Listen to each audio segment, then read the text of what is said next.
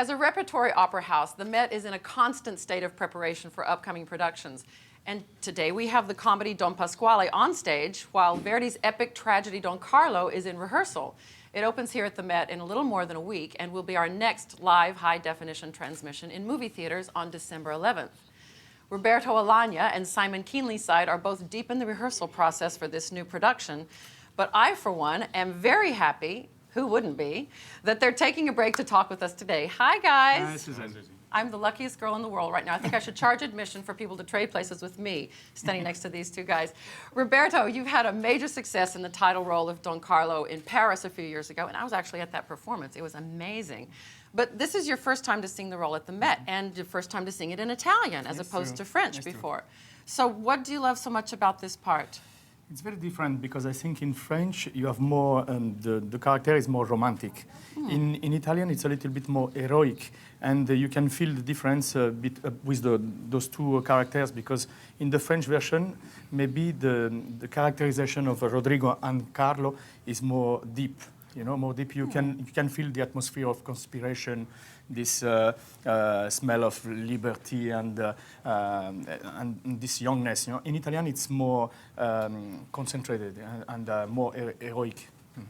Well, this is one of the most famous parts in the tenor repertoire. Do you find it a difficult sing, or is it easy for you? For me, it's all the time very difficult to sing something, you know, and especially the Don Carlo. Don Carlo is very long, you know, with beautiful phrases, beautiful top notes, and the part is very, very demanding.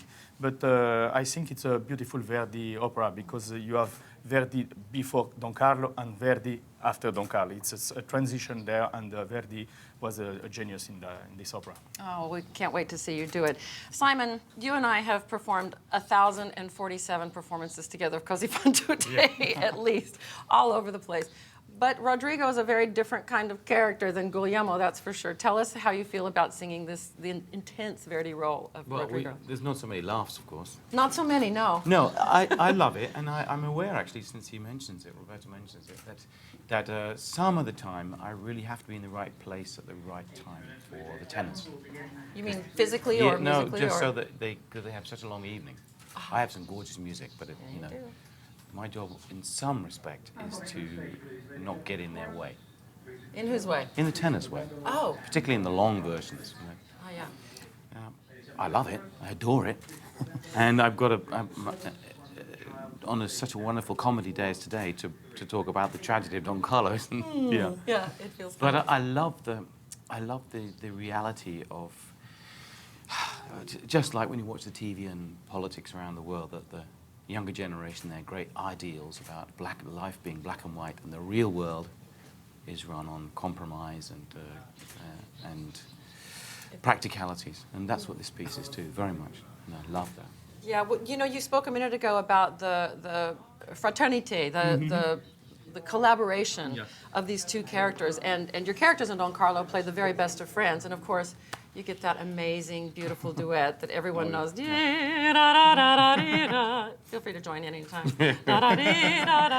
You see, I really want to grow up to be a Verdi tenor or a baritone in my next life. But tell us the essence of singing this duet and what it means to you in that context of the opera.